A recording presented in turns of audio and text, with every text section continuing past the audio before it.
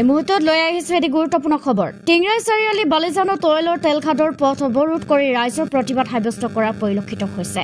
উল্লেখ্য যে দুলিয়াজানৰ নিচেই কাষতে অৱস্থিত টিংৰাই চাৰিআলি বালিজানত অইল ইণ্ডিয়া লিমিটেডৰ দুটাকৈ তেলখাদ অৱস্থিত।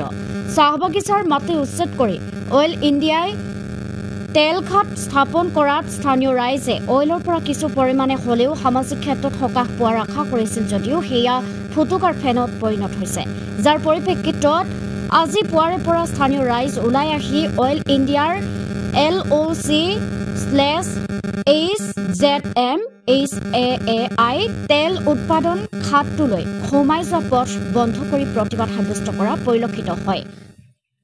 ইফালে অৱৰোধস্থলীত টিংৰাই চাৰিআলি আৰক্ষী উপস্থিত হৈ প্ৰতিবাদ কৰি থকা স্থানীয় ৰাইজক পথটো খুলি দিবলৈ অনুৰোধ কৰে যদিও কোনো ফল নধৰিলে, যাৰ পৰিপ্ৰেক্ষিতত অৱৰোধস্থলীত টেঙাখাটৰ ৰাজহ চক্ৰৰ চক্ৰ বিষয়া আনি উপস্থিত হৈ ৰাইজক বুজনি দিয়াত ৰাইজেও এখন স্মাৰক পত্ৰ প্ৰদান কৰি প্ৰতিবাদ সাময়িকভাৱে স্থগিত ৰাখে। আমি বাইদেউ আমাৰ যিহেতু বাইদেউ চাকলা বাইদেউ আমাৰ উপস্থিত আছে, তেখেতক আমি আমাৰ দাবীসমূহ আমাৰ স্মাৰক পত্ৰ গতাই দিম আৰু আমি আশাবাদী খুব কম সময়ৰ ভিতৰতে আমাৰ যাতে ৰাইজৰ যি সমস্যা আছে, বিশেষকৈ আমাৰ যিটো ৰাস্তা তেৰিকলৰ বালিজানলৈকে যিটো মানে জৰাজীৰ্ণ অৱস্থাত আছে, আমি আশাবাদী যে বাইদেউৰ জৰিয়তে আমি সোনকালে এই ৰাস্তাটো পুনৰবাৰ যাতে মেৰামতি হৈ হ'ব বুলি আমি আশাবাদী বনাই দিবৰ কাৰণে আমি দাবী জনাইছোঁ।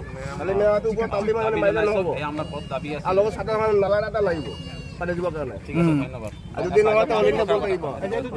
বাইদেউৰ পৰা দুআষাৰ কথা আমি এতিয়ালৈকে প্ৰশাসনক জনোৱা নাই, ডাইৰেক্টলি আপোনালোকে অইলৰ লগতে পাতি আছিলে। আপোনালোকে এনেকৈ কিবা ইছ্যু হ'লে প্ৰশাসনক নিজে ফাৰ্ষ্টতে এবাৰ জনাব লাগে। ডাইৰেক্টলি এতিয়া এনেকৈ ব্লকেট নকৰিব কেতিয়াও, ঠিক আছে? আপোনালোকে এনেকৈ ব্লকেট কৰিব আমিও বাধ্য হৈ যাওঁ যদি কিয় উপায় নাই ন। সেইটোৱে কৈ আছোঁ, আমি যোৱা সেইটোৱে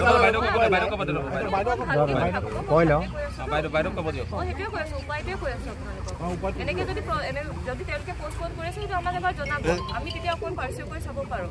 ডাইৰেক্ট ব্লকেট কৰি দিলে আপোনালোকে সেইটো এটা হেৰিয়ে ল এণ্ড অৰ্ডাৰ ব্ৰেক কৰা হৈ যায় অলৰেডি।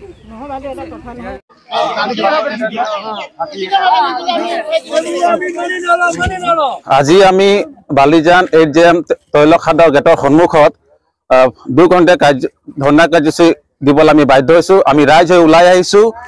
অইল ইণ্ডিয়া লিমিটেডে প্ৰায় 30 বিঘামান মাটি চাহগছ উচ্ছেদ কৰি কোটি কোটি টকা মুনাফা আদায় কৰি আছে, যাৰ ফলত শ্ৰমিকৰ জীৱনত ভৱিষ্যতলৈ এটা ভয়ংকৰ বিপদ কঢ়িয়াই আনিব বুলি আমি এটা ধাৰণা কৰিছোঁ।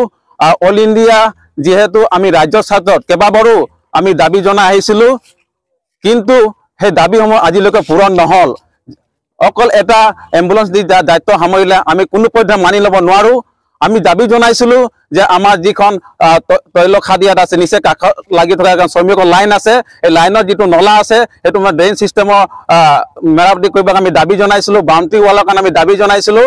আৰু যেতিয়া নেকি ইয়াত অকভাৰ আহে, অকভাৰ যেতিয়ালৈকে পয়জন কেমিকেল আমাৰ লাইনৰ ভিতৰত সোমাই পৰে, আমি অইল ইণ্ডিয়া এটা কথা ক'ব বিচাৰিছোঁ, যিহেতু এই যিটো ভগৱান নকৰক ভৱিষ্যতে তেনেকৈ কেমিকেলৰ পয়জন যদি লাইনৰ ভিতৰত সোমাই আহে, কিবা যে অঘটন ঘটে, তাৰ সম্পূৰ্ণ জগৰীয়া হ'ব অইল ইণ্ডিয়া লিমিটেড। আমি দাবী জনাই আহিছিলোঁ আমাৰ স্কুলৰ ডেভেলপমেণ্টৰ কথা কাম কৰিবলৈ, আমাৰ স্কুলৰ আমাৰ মেডিকেল ইনফ্ৰাষ্ট্ৰাকচাৰৰ কথা আমি দাবী জনাই আহিছিলোঁ।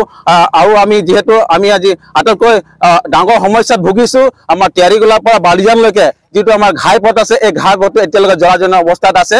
আৰু যিহেতু কোনোবা এসময়ত এই ৰাস্তাটো মেৰামতি কৰিছিলে, কিন্তু কিছুমান গাফিলতিৰ কাৰণে আজি আমি হয়তো ৰাতিপুৱা যেতিয়া বৰষুণ বতৰ আহে, ল'ৰা ছোৱালী স্কুল যাবলৈ নোৱাৰে, পেচেণ্ট আমি মেডিকেললৈ লৈ যাব নোৱাৰোঁ। যেতিয়া ভাল বতৰ আহে, কেতিয়া ধূলি বাঢ়িলে মানুহৰ এটা সন্মুখীন হয়। গতিকে আমি অইল ইণ্ডিয়া এটাই কথা ক'ব বিচাৰিছোঁ, অতি সোনকালে যিসমূহ আমাৰ দাবী আছে, এই দাবীসমূহ অতি সোনকালে পূৰণ কৰিব লাগে, অন্যথা কিন্তু আমাৰ পৰৱৰ্তী সময়ত ইয়াতকৈ জংগীয়ান কৰিবলৈ আমি বাধ্য হ'ম।